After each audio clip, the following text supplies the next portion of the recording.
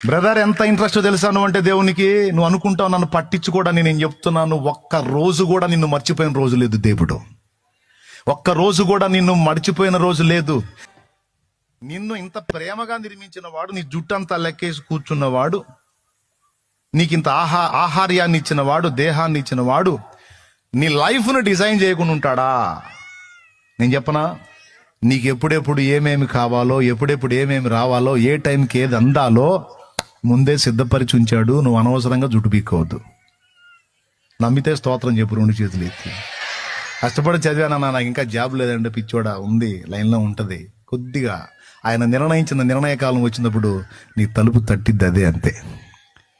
నా చెల్లి, నిజంరా ఇది.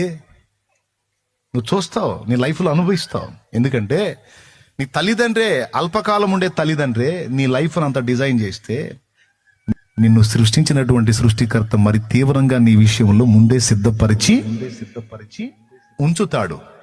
సమస్య వచ్చినప్పుడు సమాధానాలు వెతుక్కోవటం దేవుని పని కాదు. సమస్యలు రాకముందే సమాధానాలు సిద్ధపరిచి ఉంచుతాడు.